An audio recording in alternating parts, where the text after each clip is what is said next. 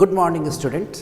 So today we are going to start new topic solid state. No, हम लोग अब क्या स्टार्ट करने जा रहे हैं? क्लास 12th का new chapter solid state. Clear है? ये फिजिकल केमिस्ट्री की पार्ट है.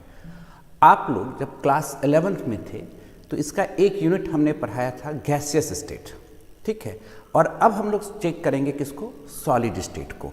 बहुत आसान और सिंपल चैप्टर है. बस कोशिश क्या करना है, जैसे जैसे हम पढ़ाते जाएंगे आपको नोट्स भी बनाते जाना है. हो सकता है क्लास के बाद आप नोट्स बनाएं, और जिस तरह से हम सवाल का प्रैक्टिस कराएंगे, क्वेश्चन कराएंगे, उसी तरह आपको उसी फेज में बनाते हुए चलना है. 2 बुक ध्यान में रखना है. फर्स्ट एनसीईआरटी हमें कवर करना है. सेकेंड, जो मैथ वाले स्टूडेंट होंगे, जो जेईई मेंस देख रहे होंगे, तो उसको हमने आरसीएम का बुक कहा है कि उनको बनाना है. और जो नीट वाले होंगे तो उन्हें ऑब्जेक्टिव सेट बनाना है जो हम देते जाएंगे. ठीक है, तो चले स्टार्ट किया जाए. क्या? Solid state.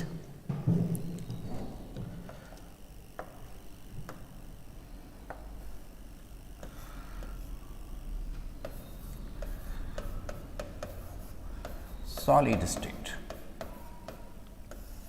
सब कुछ फाइन जा रहा है, सब कुछ क्लियर है? देन स्टार्ट करते हैं हम लोग.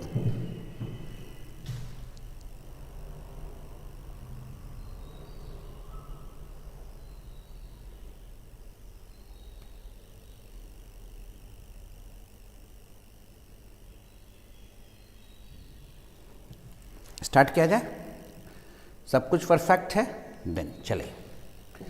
अब आपको देखना क्या है, सबसे पहला पॉइंट आपको दिमाग में सेट क्या करना है कि सॉलिड, लिक्विड और गैस, ये 3 मेन कहने का मतलब इसके अलग अलग से भी स्टेट होते हैं, पर 3 मेन स्टेट हैं.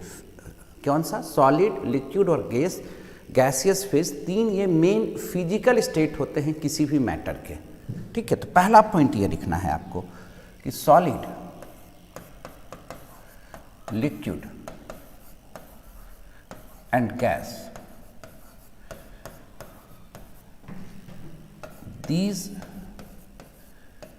3 are main physical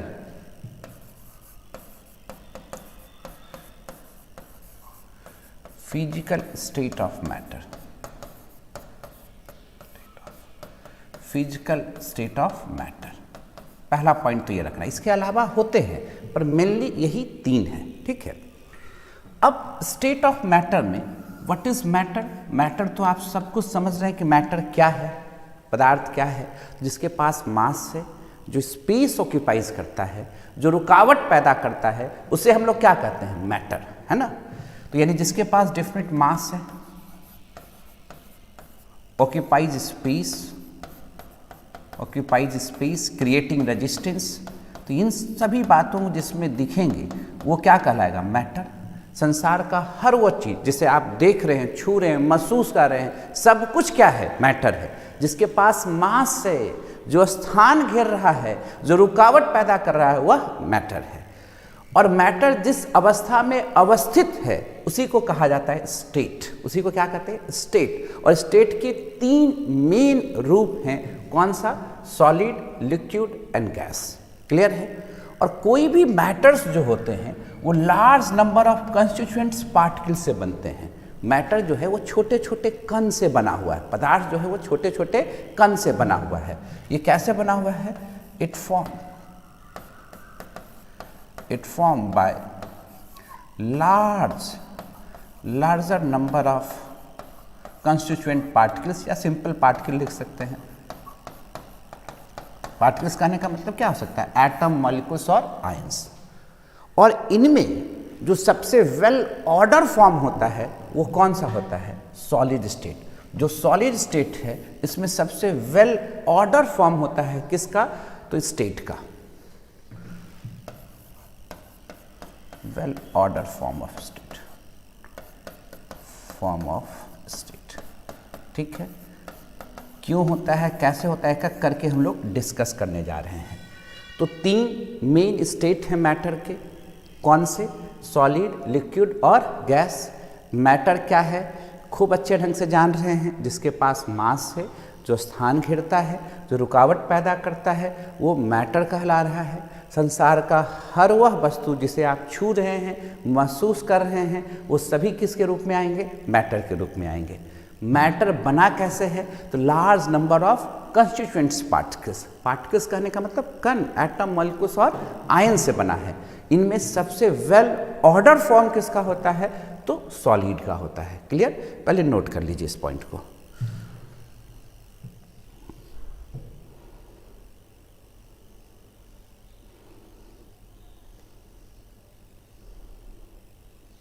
नोट कर लीजिए, देन आगे बढ़ेंगे हम लोग।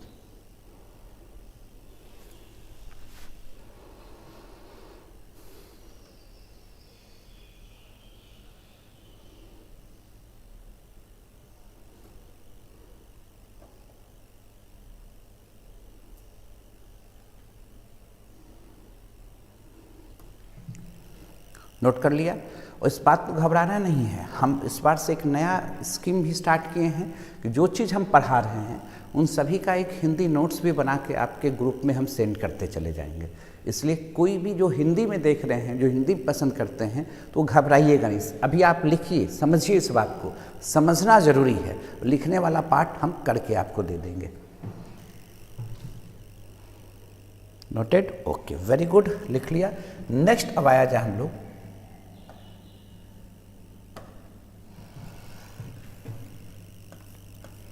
जो 3 स्टेट है उस पर चर्चा करें। State of matter.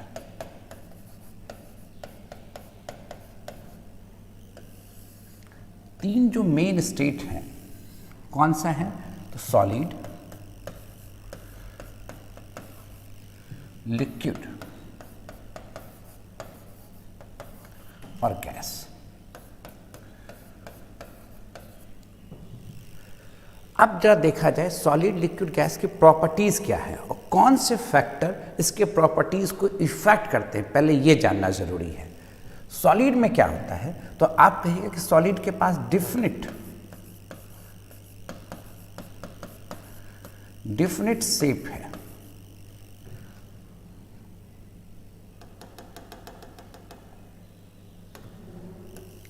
सॉलिड के पास क्या है? डिफिनिट शेप है।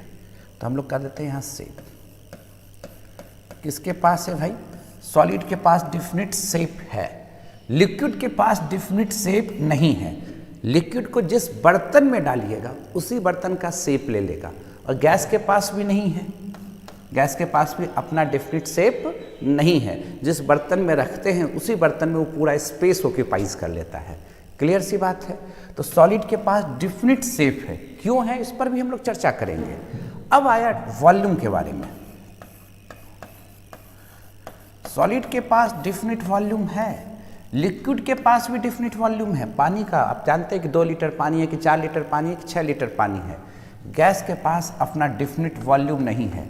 आप लोग को पढ़ाए थे, याद कीजिए, गैसियस स्टेट में सेम गैस को 2 लीटर के बर्तन में डालेंगे तो 2 लीटर कहलाएगा। 5 लीटर वाले बर्तन में डालेंगे तो वो आइडियल गैस से एक्सपेंड होकर कितने लीटर में आ जाएगा? 5 लीटर में आ जाएगा।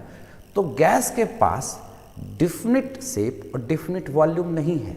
गैस को जितने बड़े बर्तन में डालेंगे उतना बड़ा वॉल्यूम अपना एक्सपेंड कर सकता है। इसलिए कोई डिफिनिट वॉल्यूम हम लोग यहाँ पर यूज़ नहीं कर रहे हैं।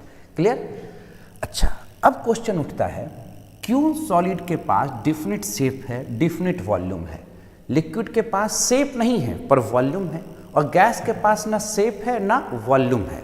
तो याद कीजिएगा, दो फैक्टर मेनली दो फैक्टर इफेक्ट करते हैं इसके फिजिकल स्टेट को।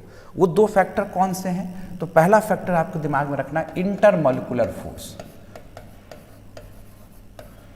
इंटरमॉलिक्यूलर फोर्स पहला फैक्टर ये है। और दूसरा फैक्टर क्या है? Thermal energy. ये दोनों एक दूसरे के विपरीत नेचर के हैं। ध्यान से समझिएगा, ये 2 फैक्टर हम बता रहे हैं। एक क्या बता रहे हैं? इंटरमॉलिक्यूलर फोर्स, दूसरा बता रहे थर्मल एनर्जी। इंटर का मतलब होता है बिटवीन। इंटर का मतलब क्या होता है? बिटवीन। दिख रहा होगा, उम्मीद करते हैं सबको। हाँ, दिख रहा है। इंटर का मतलब होता है बिटवीन। इंटर का मतलब क्या होता है? बिटवीन। इस बात को ध्यान में रखना। बिटवीन, किसके बिटवीन? मॉलिक्यूलर मतलब मॉलिक्यूल्स। मॉलिकुलर मतलब मॉलिक्यूल्स, मॉलिक्यूल्स कहने का मतलब अणु हुआ यहाँ पर, मॉलिकुलर मतलब मॉलिक्यूल्स मतलब पार्टिकल्स, ठीक है। तो मॉलिक्यूल्स के बीच लगने वाले इंट्रैक्शन दो तरह के होते हैं, अट्रैक्टिव भी होते हैं, रिपल्सिव भी होते हैं। थोड़ा सा समझिएगा, जब भी हम इंट्रैक्शन वर्ड कहें तो आपके दिमाग में अट्रैक्टिव फोर्स चला जाता है। बात सही है कि मोस्ट ऑफ टाइम इंट्रैक्शन का मतलब अट्रैक्टिव ही हम लोग कंसीडर करते हैं, पर इंट्रैक्शन में अट्रैक्टिव और रिपल्सिव दोनों फोर्स आते हैं। क्लियर? तो इंटरमॉलिकुलर फोर्स यानी पार्टिकल के बीच, इंटर मतलब बिटवीन, किसके बीच? तो मॉलिक्यूल्स यानी पार्टिकल्स के बीच लगने वाले फोर्स डिसाइड करेंगे किस तरह का फोर्स लग रहा है। दूसरा चीज है थर्मल एनर्जी। ये जो थर्मल एनर्जी है इट डिपेंड अपॉन टेम्परेचर। ये किस पर डिपेंड करता है? It depend upon temperature, depend upon temperature. इस बात को ध्यान में रखिए, थर्मल एनर्जी डिपेंड किस पर करता है? टेम्परेचर पर। अब आप हमको बताइए, सॉलिड के पास डिफिनिट शेप है, तो शेप कब होगा? जब उसके पार्टिकल अस्थिर होंगे कि हिल डोल कर रहे होंगे। अगर सॉलिड के पास डिफिनिट शेप है, सोचिएगा बात को, ये दो फोर्स हैं, इसी दो फोर्स पर हम स्टेट ऑफ मैटर डिफाइन कर रहे हैं। ये दोनों फोर्स एक दूसरे के विपरीत नेचर के हैं। कैसे विपरीत नेचर के हैं अभी देखिए, समझाते हैं कैसे एक दूसरे के विपरीत नेचर के हैं। मेरा क्वेश्चन आपसे यह है, आप यह बताइए, सॉलिड के पास डिफरेंट शेप हैं तो इसका मतलब उसके पार्टिकल फिक्स्ड हैं कि हिल डोल कर रहे होंगे, ये बताइए।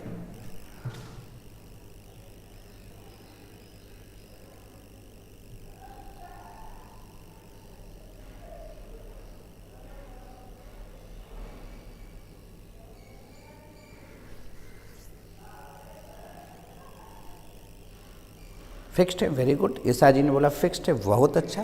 यानी इसके पार्टिकल फिक्स्ड है, पार्टिकल फिक्स्ड है। यानी फिक्स कैसे होगा, इस बात को समझना बहुत ज़रूरी है। फिक्स होने के लिए क्या है, ये एक पार्टिकल दूसरे पार्टिकल से बड़े मजबूती से बंधे हुए हैं, और ये जो पार्टिकल के बीच लगने वाला फोर्स है, इसी फोर्स को हम लोग क्या कर रहे हैं? Intermolecular force. क्योंकि जो भी मैटर बना हुआ है वो लार्ज नंबर ऑफ पार्टिकल्स से बने हुए हैं, और पार्टिकल का वाइब्रेशन फिक्स है, तभी तो कह रहे हैं कि स्क्वायर शेप में है। फिक्स क्यों है? तो इस पार्टिकल को कोई बांध के पकड़ के रखे हुए है, तभी तो वो फिक्स है। जैसे मान लीजिए कोई बच्चा है, सुधांशु जी एक बच्चे हैं, बहुत छटर पटर कर रहे हैं सुधांशु जी। उनको क्या किए कि एक खूंटे से 1 सेंटीमीटर की दूरी पर एक छोटा सा रस्सी से बांध दिए कस के, बस 1 सेंटीमीटर का दूरी छोड़े, तो क्या कर सकता है सुधांशु जी? अपने पॉइंट पर खाली इस तरह से वाइब्रेट कर सकता है, और तो कुछ कर नहीं सकता। यानी उसका पोजीशन क्या हो गया? फिक्स हो गया। पोजीशन फिक्स करने के लिए बंधन मजबूत होना चाहिए। तो बंधन मजबूत कहने का मतलब क्या हुआ? Intermolecular force. यानी जब पार्टिकल के बीच का बंधन मजबूत होगा और तभी वो पार्टिकल का पोजीशन क्या होगा? फिक्स होगा। यानी हमको यहाँ पर दिख क्या रहा है कि अगर हम इस पार्टिकल के बीच की दूरी हम देखना चाहें, जिसे इंटरन्यूक्लियर डिस्टेंस कहते हैं, इस बात को समझिएगा, internuclear distance. Intermolecular force mainly depend upon internuclear distance. Particles का जब इंटरन्यूक्लियर डिस्टेंस बहुत कम होता है, मिनिमम होता है, तब इंटरमॉलिक्यूलर फोर्स मैक्सिमम होता है। इंटरमॉलिक्यूलर फोर्स किस पर डिपेंड कर रहा है? डिस्टेंस पर। जो फोर्स उसको बांध रहा है, जो रस्सी से बांध रहे हैं सुधांशु जी की, उसकी दूरी कम होगा खूंटे से, तो वो उतना ही अस्थिर होंगे। दूरी बढ़ेगा तो जिगजैग मोशन बढ़ेगा उनका। ये बात आप समझ रहे हैं? इसका मतलब दो पार्टिकल के बीच लगने वाले इंटरमॉलिक्यूलर फोर्स ये डिसाइड किस पर हो रहे हैं? तो उसके इंटरन्यूक्लियर डिस्टेंस पर डिसाइड हो रहे हैं। इंटरन्यूक्लियर डिस्टेंस कम है, फोर्स क्या होगा? बहुत मजबूत होगा। यानी यहाँ फोर्स बहुत मजबूत है, इसलिए पार्टिकल क्या है? अस्थिर है।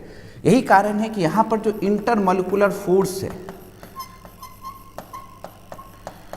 इंटरमॉलिक्यूलर फोर्स जो है वो मैक्सिमम है। ठीक है, क्लियर? अब बात को समझिए, लिक्विड में क्या होता है? सुधांशु जी को तो बांध दिए थे एक खूंटे से 1 सेंटीमीटर की दूरी से, दिख रहा होगा आप लोग को ये। हाँ,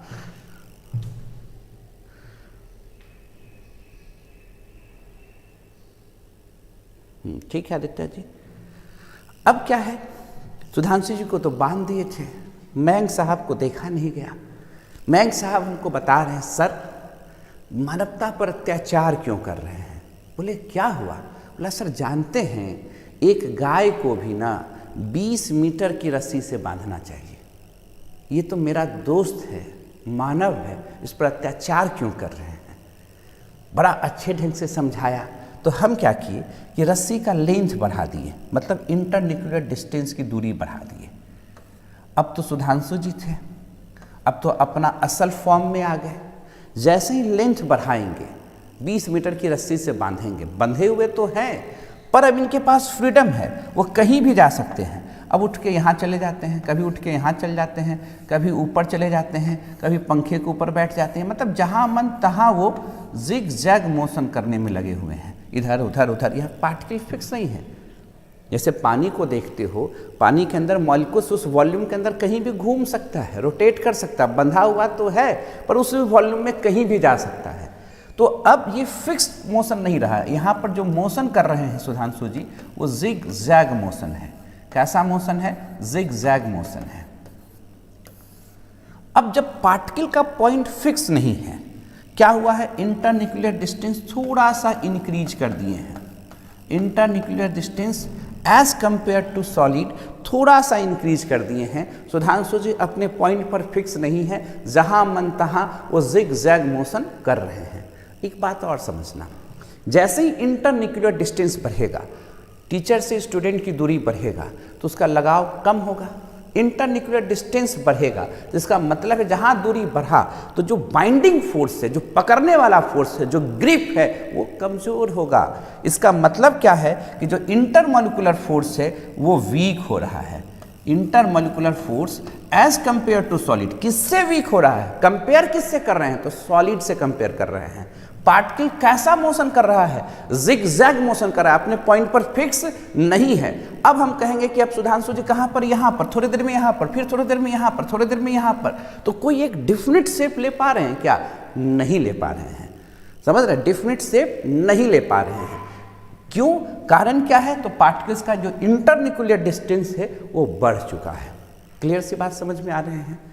गैस में क्या होता है, कुछ दिन तक तो ये सिलसिला चलता रहा। मयंक साहब आए, चुपचाप रात में रस्सी काट दिए।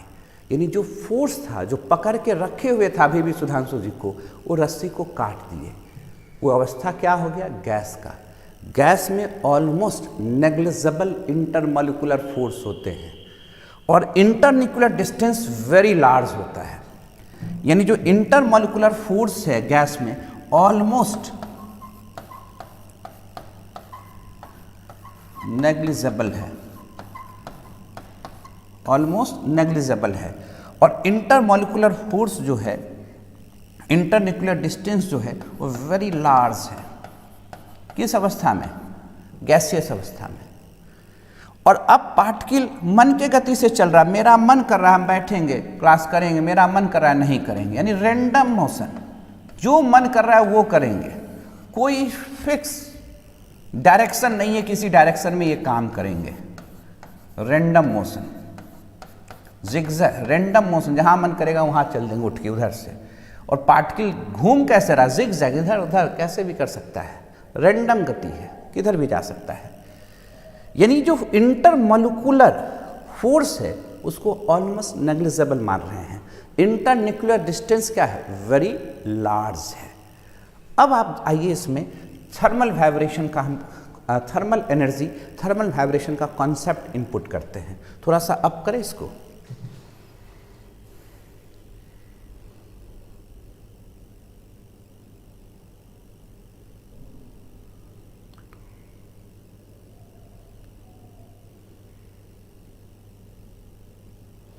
डाउट किन्हीं को?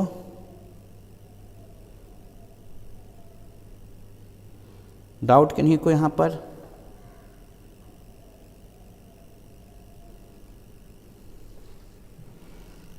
आगे बढ़े।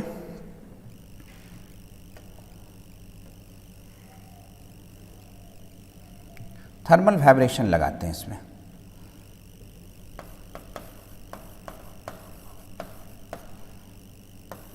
Thermal energy. जब आप थर्मल एनर्जी का कॉन्सेप्ट इनपुट करते हैं, सुनिएगा ध्यान से, थर्मल एनर्जी डिपेंड करता है टेम्परेचर पर, ठीक है। और हम इस तीनों अवस्था में हम सेम टेम्परेचर और प्रेशर इनपुट कर रहे हैं। बात को समझिएगा, same temperature and pressure input कर रहे हैं, सेम टेम्परेचर और प्रेशर दे रहे हैं। सेम तीन, सॉलिड है, लिक्विड है, गैस है, और तीनों को सेम टेम्परेचर और प्रेशर दे रहे हैं। तो जब पार्टिकल एक दूसरे से बहुत मजबूती से बंधे हुए होते हैं तो ये टेम्परेचर उसमें कोई असर डाल नहीं पाएगा। यानी यहाँ पर जो थर्मल वाइब्रेशन होगा, थर्मल एनर्जी होगा, जो थर्मल वाइब्रेशन होगा वो सबसे कम होगा। पर जहाँ इंटरमोलिकुलर फोर्स कमज़ोर है वहाँ वाइब्रेशन ज़्यादा होगा। तो इसके कंपेयर, ये लो है और यहाँ thermal vibration as compare to solid, as compare to solid के कंपेयर में मोर होगा। एज कंपेयर टू सॉलिड क्या होगा? मोर होगा। और यहाँ मैक्सिमम होगा, यहाँ मैक्सिमम होगा, ठीक है। अच्छा, अब एक बात बोलो, किसी बच्चे को जब हम लोग डिफाइन करते हैं तो कहते हैं बहुत सॉलिड बच्चा है, बहुत तगड़ा बच्चा है। आज तक कभी आप लोग देखे कि किसी बच्चे को कहते हैं बहुत गैस बच्चा है? सॉलिड का मतलब क्या हुआ? मतलब जिसका डिफिनिट शेप है, डिफिनिट वॉल्यूम है, उसका डिफिनिट डायरेक्शन है, उस शेप लेगा ही, आईएएस बनेगा, बड़ा इंजीनियर बनेगा, बड़ा नाम करेगा। वो डिफिनिट शेप, जिसका डिफिनिट वॉल्यूम है, उसकी आकृति पढ़ने का तो प्रतिभा है, वो दिख रहा है, कहते हैं सॉलिड है। तो सॉलिड बच्चे विपरीत परिस्थिति में टेम्परेचर प्रेशर के बढ़ने के बाद भी उसमें उतना वाइब्रेशन नहीं होता है। और जो गैसियस नेचर का होता है, हल्का सा टेम्परेचर बढ़ाइए ना, देखिए ना 2-3 चौक घूम के आ जाएगा, हमको बोल दिए, दंदना के दौड़ के आ जाएगा। ये गैसियस नेचर का होता है। अब जरा देखो, दो फोर्स हैं, एक क्या है? इंटरमोलिकुलर फोर्स, और दूसरा क्या है? Thermal energy. तो थर्मल एनर्जी जिसका लो होगा उसके पास डिफिनिट शेप होता है, और जिसके पास इंटरमोलिकुलर फोर्स होता है, आप कह सकते हैं उसके पास डिफिनिट वॉल्यूम होता है। यानी ये दो फोर्स हैं, इसी दो फोर्स पर हम लोग शेप को डिसाइड करना चाहते हैं, ठीक है। पहले नोट कर लीजिए, तो कैसे करते हैं वो बताते हैं।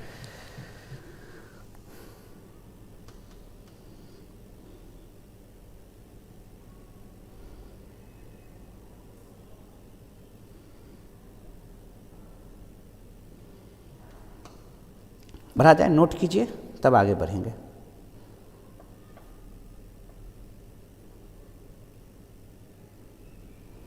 नोटेड? देन अब जरा देखिए, नोट कर लिया, आगे बढ़ें। अगर ध्यान से देखिएगा,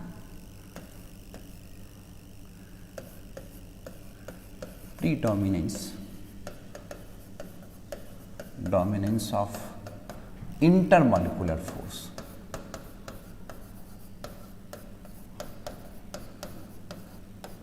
अगर इंटरमोलिकुलर फोर्स डोमिनेट कर रहा है, ध्यान से सुनिएगा, इंटरमोलिकुलर फोर्स डोमिनेट कर रहा है, तो गैस चाहेगा कि वो लिक्विड में जाए, लिक्विड चाहेगा कि सॉलिड में जाए।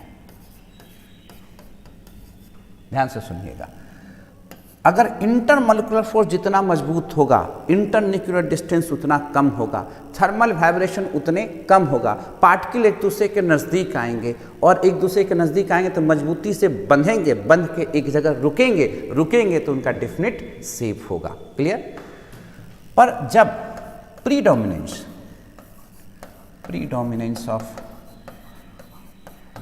ऑफ थर्मल एनर्जी होगा, अगर थर्मल एनर्जी बढ़ रहा है, थर्मल वाइब्रेशन बढ़ रहा है, इसका मतलब वो जस्ट विपरीत नेचर का जाना चाह रहा है। सॉलिड छूट के लिक्विड में जाना चाह रहा है, लिक्विड छूट के किस में जाना चाह रहा है? गैस में जाना चाह रहा है।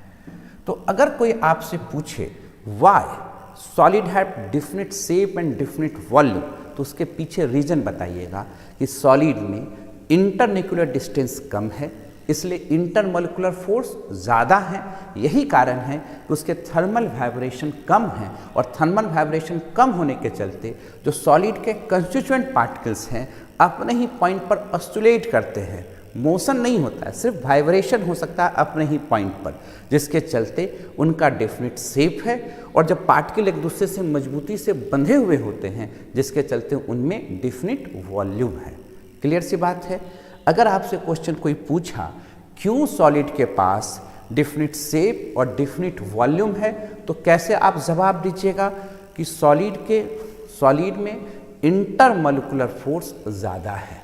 क्यों ज़्यादा है? तो सॉलिड के जो कंस्टिट्यूएंट पार्टिकल्स हैं वो एक दूसरे के ज़्यादा नज़दीक हैं, उनके इंटरन्यूक्लियर डिस्टेंस कम है। इंटरन्यूक्लियर डिस्टेंस कम होने के चलते इंटरमोलिकुलर फोर्स बढ़ा।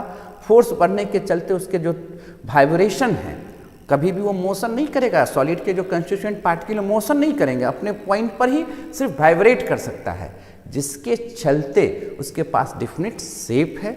और फोर्स होने के चलते, इंटरमोलिकुलर फोर्स होने के चलते उसके पास डेफिनेट वॉल्यूम है।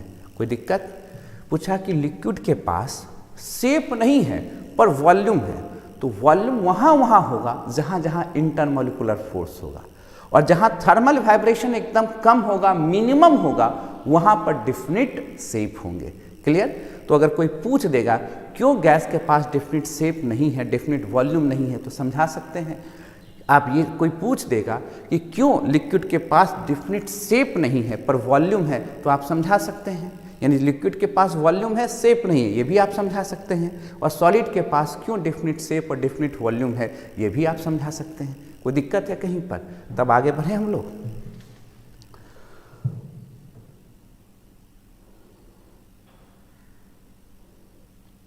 इंटरमोलिकुलर फोर्स तो बताया अजय जी। इंटर मतलब बिटवीन, मोलिकुलर मतलब मॉलिक्यूल्स के बीच लगने वाले फोर्स को कहते हैं। वो आप लोग को एच बॉन्डिंग हो सकता है, डायपोल डायपोल इंट्रैक्शन हो सकता है, वंडरवाल फोर्स हो सकता है, आयंस डायपोल इंट्रैक्शन हो सकता है। जहाँ जहाँ जरूरत पड़ेगा वो दिखाएंगे किस तरह के फोर्स होते हैं, है ना। आगे बोलिए।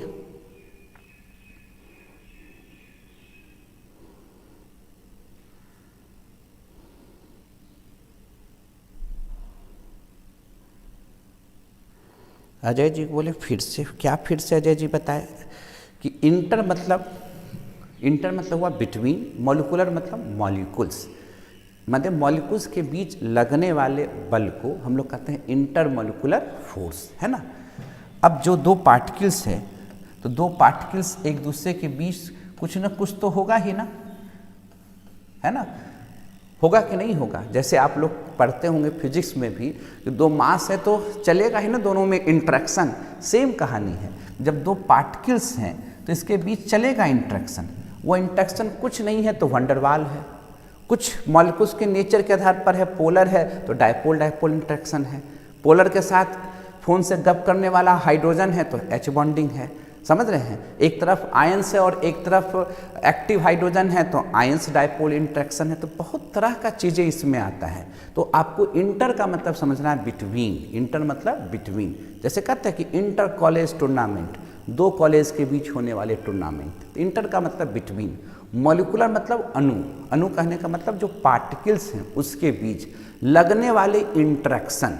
इंट्रैक्शन दो तरह के हो सकते हैं, attractive as well as repulsive. पर जब हम लोग मोस्ट ऑफ टाइम यूज करते हैं तो उसका मतलब आप समझते हैं हम लोग अट्रैक्टिव है, पर इंट्रैक्शन का मतलब attractive as well as repulsive दोनों होता है। कोई दिक्कत वाली बात? क्लियर है? आगे अब चले, कुछ सॉलिड का पहले प्रॉपर्टीज देख लें, देन क्लासिफाई सॉलिड। सॉलिड को हम लोग क्लासिफाई करेंगे दो कैटेगरीज में, क्रिस्टलाइन और एमॉर्फस, है ना।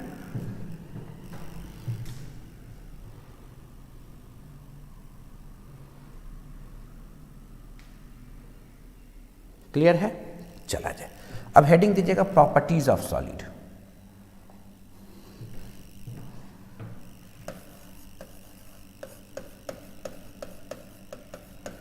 Properties of solid.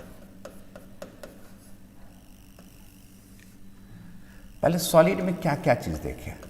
Definite shape, definite mass,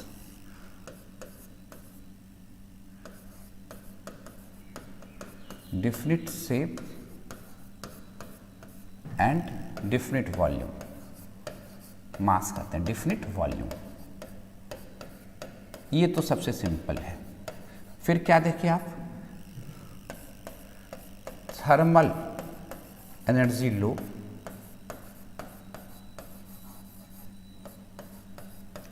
very low, एकदम दिमाग ठंडा रहता है सॉलिड बच्चे का, है ना।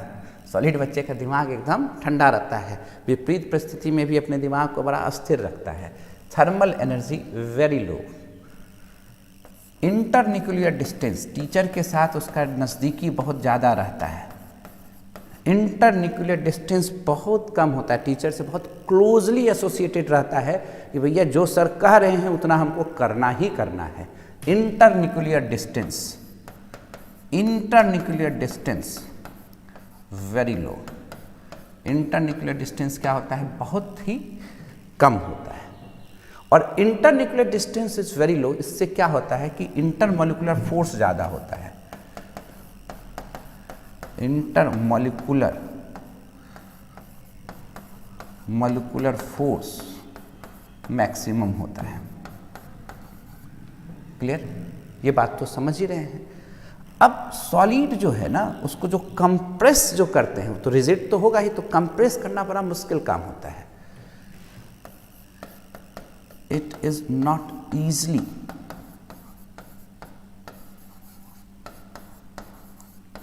कंप्रेस। मोस्ट ऑफ सॉलिड के पास डिफिनिट शेप कहने का मतलब, मोस्ट ऑफ सॉलिड के पास डिफिनिट शेप, क्योंकि सॉलिड दो तरह के होते हैं, क्रिस्टलाइन और एमॉर्फस। तो जो क्रिस्टलाइन सॉलिड होते हैं वो उसके पास एकदम डिफिनिट रेगुलर ज्योमेट्री होता है, शेप होता है।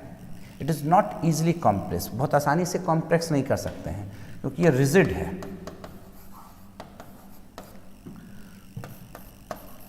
Most of solid have definite geometry, definite geometry. ये पॉइंट अभी हम लोग क्लियर करेंगे, डिफिनिट ज्योमेट्री क्या होता है। क्रिस्टलाइन सॉलिड के पास एकदम डिफिनिट वेल रेगुलर ज्योमेट्री होता है, यही तो सीखना है हम लोग को। मोस्ट ऑफ सॉलिड लिखने का मतलब कुछ ऐसे भी सॉलिड हैं जिसके पास डिफिनिट शेप नहीं होते हैं, उससे सॉलिड को हम लोग कहते हैं अमॉर्फस सॉलिड। थोड़ी देर के बाद हम लोग चर्चा करेंगे इस पर। अच्छा, अभी जो देखिए सॉलिड, लिक्विड, गैस पूछ दिए, डेंसिटी सबसे ज़्यादा किसका होगा। डेंसिटी पूछ दिया कि जो आप देख रहे हो सॉलिड, लिक्विड, गैस, इसमें सबसे ज़्यादा डेंसिटी किसका होगा, तो आप कहोगे कि सॉलिड की डेंसिटी सबसे ज़्यादा होगा, तब लिक्विड का होगा, और सबसे कम डेंसिटी किसका होगा, तो गैस का होगा। क्लियर है। अच्छा, जो डिफ्यूजन, उड़ने का जो रेट होगा, डिफ्यूजन रेट होगा, वो सबसे ज़्यादा किसका होगा। डिफ्यूज करने का रेट जो होगा, डिफ्यूजन रेट पूछ दे कि सबसे ज़्यादा किसका होगा, तो आप कहिएगा कि सबसे आसानी से जो डिफ्यूज कर सकता है, घुल मिल सकता है, वो कौन हो सकता है, गैस हो सकता है। तो सॉलिड से ज़्यादा डिफ्यूजन रेट होगा किसका, लिक्विड का। लिक्विड से ज़्यादा डिफ्यूजन रेट किसका होगा, गैस का होगा।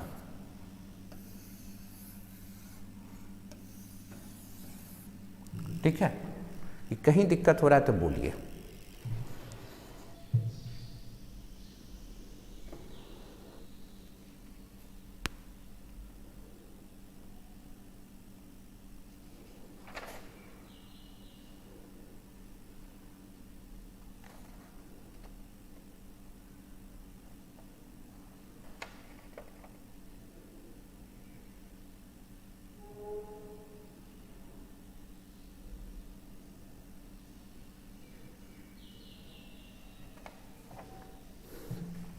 लिख लिया, noted, very good, very good Dharmesh ji, Sahil राज।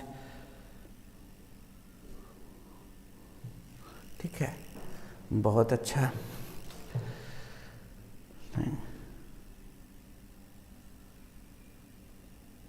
8 बजे, सुबह 8 बजे, शाम 8 बजे, टाइमिंग जो क्लास का है सुबह 8 बजे और शाम 8 बजे, ध्यान से रखिएगा। जो भी हिंदी मीडियम से बच्चे होंगे उनको हम बार बार रिक्वेस्ट करते हैं, जितनी बातें हमने पढ़ाया उन सभी का एक हिंदी नोट्स आपके ग्रुप्स में चले जाएंगे। तो वो उससे आप लोग नोट कर सकते हैं। थोड़ा अभी स्लो चल रहे हैं कि आप लोग धीरे धीरे इस चीज़ों को एक साथ करते चले जाइए। जहाँ पर दिक्कत होगा आप रिपीट कहिएगा, हम रिपीट करके आपको चीज़ों को बताते चलेंगे। कहीं भी पैनिक नहीं होना है, आराम से चीज़ों को हम लोग को करते चलना है। धीरे धीरे चीज़ करेंगे, चीज़ें एकदम सही ढंग से आपके पास आएंगी। किताब को रीडिंग ज़रूर देना है। जिसके पास भी जो भी रेफरेंस बुक हो अदर देन NCERT, आप उसको पढ़ें। जितना आप पढ़ने पर क्षमता लगाइएगा और जो हम बता रहे होंगे तो लगेगा कि हर एक चीज़ क्लियर है। दूसरा चीज़, लेवल हमेशा ऊपर से कंपेयर करो, नीचे से मत कंपेयर करो। जहाँ सभी लोगों का फाइट है वहीं पर आपको फाइट करना है। आपका फाइट क्लास में बैठे हुए उन 50 बच्चों से नहीं है। आपका फाइट इंडिया लेवल पर हर उस बच्चे से है जो आपको रैंक दे रहा है। इसलिए हमेशा अपना कॉन्सेप्ट टॉपर की ओर ले जाना है, एकदम अप की ओर सोचना है कि हम क्यों नहीं, हम कर सकते हैं, हम में क्षमता है। उसके पास भी तो वही कॉन्सेप्ट है, वही किताब है, वही नॉलेज है, तो हम क्यों नहीं कर सकते। आप कर सकते हैं, आपके पास भरपूर वो क्षमता है कि आप तोड़ सकते हैं, फोड़ सकते हैं, रिजल्ट निकाल सकते हैं। तो फिर तोड़ो ना, एकदम फोड़ो, जम के फोड़ो, एकदम मेहनत करो इतना कि दूसरा आपको पीछे ना कर पाए। इसलिए किताब पढ़ने का आदत डालें। किताब में हर छोटी बात, बड़ी बात ना समझ में आए, मैसेज करें। हम नेक्स्ट डे क्लास जब ले रहे होंगे तो आपके डाउट्स को ज़रूर क्लियर करते हुए बढ़ेंगे। और जब एक बार हैबिट बन जाएगा ना टॉप करने का, तो पीछे मुड़ के नहीं देखोगे, एकदम आगे ही बढ़ते चले जाओगे। क्लियर सी बात समझ रहे हैं कि सॉलिड के पास क्या क्या हो रहा है। आगे बढ़े, नोट कर लिया होगा आप लोगों ने। आगे बढ़ा जाए। सब डसन जी बेटा, कोई भी एक रेफरेंस बुक ले सकते हैं, कोई भी रेफरेंस बुक ले सकते हैं। आपको हम 2 किताब बोल रहे हैं। NCERT तो पहले बनाना ही है। बायो वाले बच्चों का एक नीट का स्पेशल पैकेज कुछ भी स्टार्ट कर लीजिए। MTG का ले लीजिए, अरहंड का ले लीजिए, जो ऑब्जेक्टिव बढ़िया हो, जिसमें 250-300 क्वेश्चन बना सकते हैं। रेफरेंस बुक की कमी नहीं है। GRV का आप ले सकते हैं, BC का ले सकते हैं, प्रदीप का ले सकते हैं, हमारा बुक ले सकते हैं, या रेमंड चैंग की किताब ले सकते हैं, मैकमरी फे की किताब ले सकते हैं। कोई भी एक अच्छा बुक रखिए। जो हिंदी मीडियम से बच्चे हैं, जो हिंदी में बुक आ रहा है, उस किताब को लीजिए। पर हम बार बार रिक्वेस्ट करते हैं, किताब पढ़ने की आदत डालें। इससे आपको खुद कॉन्फिडेंस बढ़ेगा कि आप जो पढ़ रहे हैं वो 100% क्लियर हो रहा है। और कहीं कुछ भी कन्फ्यूजन है तो आप क्लियर करके पूछ सकते हैं। ये डालिएगा तब आगे बढ़िएगा, है ना। कोई कन्फ्यूजन वाली बात। आगे चलते हैं हम लोग। अच्छा, अब एक बात और, ये अगर सॉलिड में पूछ दे आपसे कि सॉलिड को अगर हमको कन्वर्ट करना है लिक्विड में, तो टेम्परेचर बढ़ाना होगा कि घटाना होगा, तो आप कहिएगा सर टेम्परेचर को बढ़ाना होगा। क्या करना होगा? टेम्परेचर को इंक्रीज करना होगा। टेम्परेचर को इंक्रीज करना होगा। टेम्परेचर देते हैं, हीट देते हैं, तो सॉलिड किस में कन्वर्ट होता है? लिक्विड में। जो कन्वर्ट होता है उस प्रोसेस को हम लोग कहते हैं melting. This process is called melting. और जिस टेम्परेचर पर मेल्ट करता है उस टेम्परेचर को हम लोग कहते हैं मेल्टिंग पॉइंट।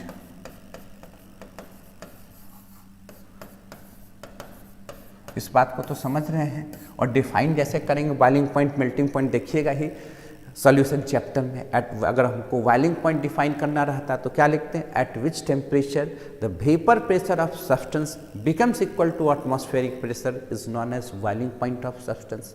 तो जब डिफिनेशन लिखना होगा तो उस तरह हम लोग अपने डिफिनेशन के कायदे से लिखेंगे, पर दिमाग में सेट करना है कि भैया सॉलिड को लिक्विड में ले जाना है। सॉलिड में इंटरमोलिकुलर फोर्स मजबूत है, जब तक वो फोर्स टूटेगा नहीं मॉलिक्यूल्स लिक्विड में कन्वर्ट होगा नहीं, क्योंकि लिक्विड में इंटरन्यूक्लियर डिस्टेंस ज़्यादा है और इंटरमोलिकुलर फोर्स वीक है। तो वीक कैसे करेंगे? तो टेम्परेचर बढ़ाकर। तब इस प्रोसेस को क्या करते हैं? जब सॉलिड लिक्विड में कन्वर्ट होता है, this process is called melting. और जिस टेम्परेचर पर मेल्ट कर रहा होता है उसे हम लोग क्या कहते हैं? Melting point. अब जो हम लोग को सीखना है वो सीखना है क्लासिफिकेशन ऑफ सॉलिड, यानी सॉलिड को कैसे हम लोग क्लासिफाई करते हैं। जो सबसे मेन पॉइंट है, यहीं से सॉलिड स्टेट स्टार्ट होता है, जो आप किताब में देखते होंगे, NCERT बुक में देखते होंगे कि पार्टिकल्स के अरेंजमेंट के आधार पर यानी सॉलिड बना कैसे है, लार्जर नंबर ऑफ पार्टिकल्स से बना हुआ है। उस पार्टिकल्स के अरेंजमेंट के आधार पर सॉलिड को दो कैटेगरीज में बांटा गया है। एक का नाम है क्रिस्टलाइन सॉलिड, दूसरे का नाम है एमॉर्फस सॉलिड। एक का क्या नाम है क्रिस्टलाइन सॉलिड और दूसरे का क्या नाम है एमॉर्फस सॉलिड। ध्यान से सुनिएगा, एक का नाम है क्रिस्टलाइन सॉलिड और दूसरे का नाम है एमॉर्फस सॉलिड। अगर आप बिहार बोर्ड के स्टूडेंट हैं, इस बात को ध्यान में रखिएगा, यह जो क्रिस्टलाइन सॉलिड और एमॉर्फस सॉलिड है, इसके बीच का अंतर हमेशा 2 से 3 मार्क्स के क्वेश्चन में पूछा जाता है। एक साल नहीं पूछा तो अगले साल पूछेगा ही, और इसका इम्पोर्टेंस बहुत ज़्यादा है। तो पूछा कि कैसे हम क्लासीफाई करें क्रिस्टलाइन और एमॉर्फस में, तो solid large number of particles से बना हुआ है। 1-2 पार्टिकल्स से नहीं, करोड़ों पार्टिकल्स से बना हुआ है। पार्टिकल्स कहने का मतलब एटम, मॉलिक्यूल्स और आयंस हैं। उस पार्टिकल्स के अरेंजमेंट के आधार पर सॉलिड को 2 कैटेगरीज में बांटा गया। एक का नाम हुआ क्रिस्टलाइन, दूसरे का नाम हुआ एमॉर्फस। पूछा सर क्रिस्टलाइन क्यों कहते हैं, सुनिएगा, फिर आपको किताब में पढ़ना है तो कल हमको यहाँ डिटेल से चलेंगे, क्योंकि समय भी हम देख लें, समय भी 8:50 होने जा रहा है। क्रिस्टलाइन और एमॉर्फस, ध्यान से देखिएगा क्या कहना चाहते हैं।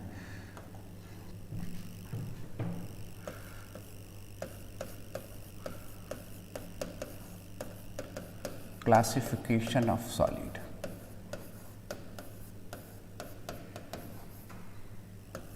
classification of solid on the basis of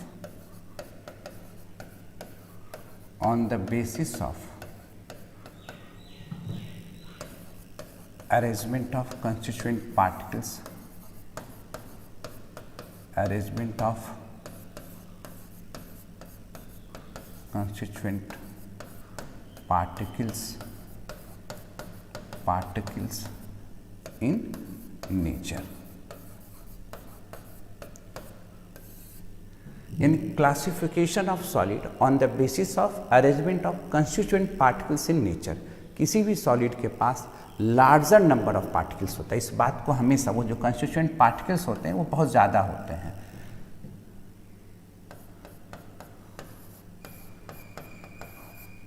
solid contain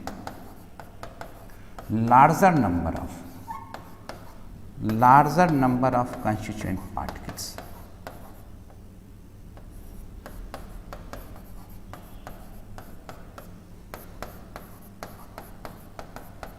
एक दो पार्टिकल नहीं है, उस पार्टिकल के अरेंजमेंट के आधार पर हम लोग सॉलिड को 2 कैटेगरीज में बांटे हैं।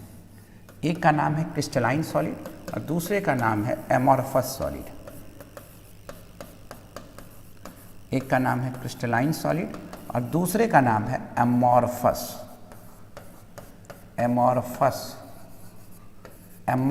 सॉलिड। एक का नाम है क्रिस्टलाइन सॉलिड और दूसरे का क्या नाम है एमॉर्फस सॉलिड। अब ये बताओ, क्रिस्टलाइन, कभी आप बातचीत के क्रम में क्या कहते हो, ये क्रिस्टल जैसा क्लियर है। वर्ड क्रिस्टलाइन कहाँ से आया, क्रिस्टल से आया है।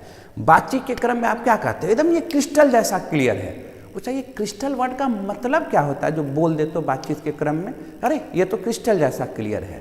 कभी मतलब समझा कि क्रिस्टल कहने का मतलब क्या हुआ? तो क्रिस्टल कहने का मतलब होता है डिफिनिट एंड रेगुलर। क्रिस्टल कहने का मतलब होता है साफ सुथरा, मतलब एकदम डिफिनिट और रेगुलर है, यही होगा ही, है ना। तो crystalline word coming from crystal, crystalline word coming from crystal, and crystal का मतलब आप लोग कहते हैं definite and regular, definite and regular. अब क्वेश्चन उठेगा, क्या डिफिनिट क्या रेगुलर? जो हम लोग क्रिस्टलाइन सॉलिड कहते हैं, उस क्रिस्टलाइन वर्ड आया कहाँ से? तो क्रिस्टलाइन वर्ड आया क्रिस्टल से। कहते हैं ना कि क्रिस्टल जैसा क्लियर है, साफ सुथरा है। तो क्रिस्टल का मतलब क्या होता है? क्रिस्टल का मतलब होता है डिफिनिट और रेगुलर। क्या डिफिनिट क्या रेगुलर? तो भैया जो सॉलिड बना हुआ है वो लार्जर नंबर ऑफ पार्टिकल से बना हुआ है। उस पार्टिकल का जो अरेंजमेंट होगा वो स्पेस में डिफिनिट और रेगुलर होगा। उसी सॉलिड को हम लोग क्या कहेंगे? क्रिस्टलाइन सॉलिड कहेंगे। पहले नोट करते चले।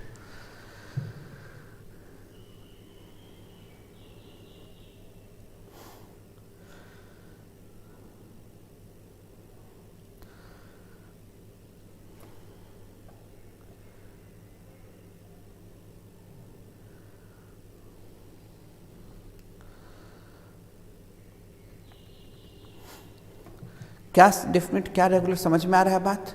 देखते चलिए, आगे बढ़े। यहाँ तक में नोट कर लीजिए, तो नोटेड लिख दिया कीजिए। बहुत लोग लेट ज्वाइन किए हैं, मिथुन जी कल से एकदम टाइम पर रहिए। बहुत लोग हाँ नोट कर दिया। डाउट हो Bhavya plug example of sugar, हाँ ठीक है। Sugar is a crystalline solid. अब तो सब देखेंगे ही, बहुत सा सॉलिड क्रिस्टलाइन होता है, कौन कौन एमॉर्फस होता है वो सब देखेंगे। डेली लाइफ में आप क्रिस्टलाइन सॉलिड और एमॉर्फस सॉलिड को अलग कर सकते हो। डेली लाइफ में सब चीज़ तो आपको दिखता हो घर में कि कितनी चीज़ है, सब सॉलिड है। आप उसको अलग कर सकते हो कि कौन क्रिस्टलाइन है, कौन एमॉर्फस है। वो हम लोग अभी अंतर देखेंगे कि डेली लाइफ में हम यूज़ करके बता सकते हैं कि कौन क्रिस्टलाइन है, कौन एमॉर्फस है। हाथ में छू के बता सकते हैं, कट करके बता सकते हैं, उसके नेचर को देख के बता सकते हैं वो क्रिस्टलाइन है कि एमॉर्फस है। ये भी चीज़ हम लोग सीखने जा रहे हैं, इस बात को भी ध्यान में रखेंगे कि केमिस्ट्री मतलब क्या होता है। डेली लाइफ में जो घटने वाली घटना है उसको को तो केमिस्ट्री कहेंगे, उस चीज़ को तो हम फील करके बताएंगे ही, है ना। तो क्या डेफिनेट क्या रेगुलर, जरा देखिए। जैसे हम थोड़ा सा इसको ऊपर कर देते हैं, हर चीज़ दिखेगा, हर चीज़ फील होना चाहिए। जैसे मान लो लार्ज नंबर ऑफ पार्टिकल्स है, उसको एकदम एक वेल रेगुलर मैनर में हम बिछाते चले गए। ये एक्स एक्सिस मान लो, एक्सिस पर बिछा के दिखा रहे हैं। उसी तरह वाई एक्सिस पर इस तरह से पार्टिकल्स अरेंज होते हुए चले गए, जेड एक्सिस पर अरेंज होते हुए चले गए।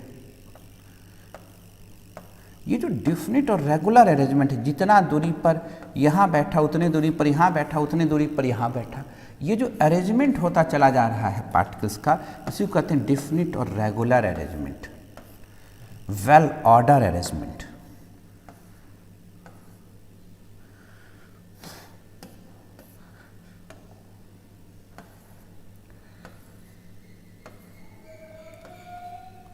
देखते जाइएगा।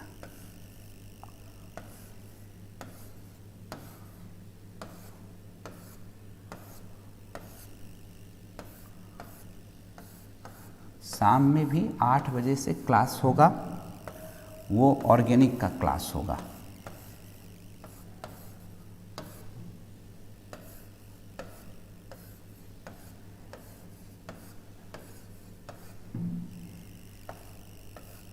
ये डिफिनिट और रेगुलर अरेंजमेंट हो रहा पार्टिकल्स का, एक्स एक्सिस में, वाई एक्सिस में, जेड एक्सिस में, है ना।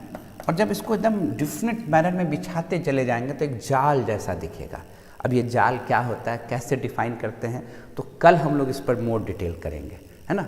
तो आपका होमवर्क क्या दे रहे हैं कि आप लोग किताब पढ़िएगा, किताब पढ़ के जो भी किताब आपके पास अभी है, क्रिस्टलाइन सॉलिड एमॉर्फस सॉलिड में अंतर लिखिएगा। देन क्रिस्टलाइन हमको फिर एमॉर्फस सॉलिड को यहीं पर छोड़ देना है।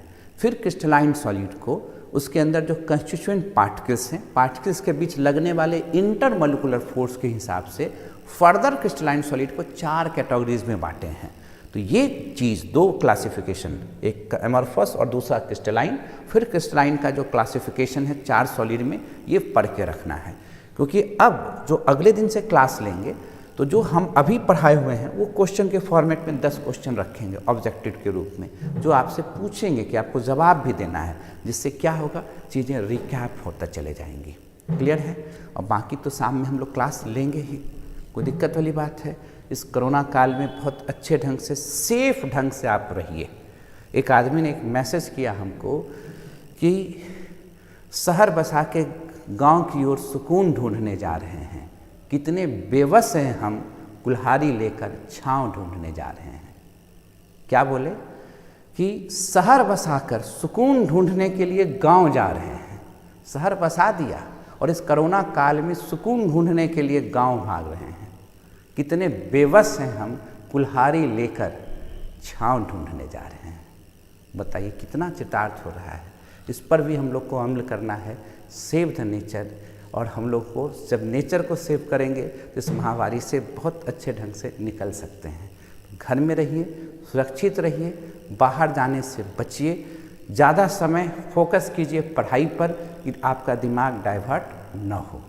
मिलेंगे कब? संध्या काल में 8 बजे। ओके।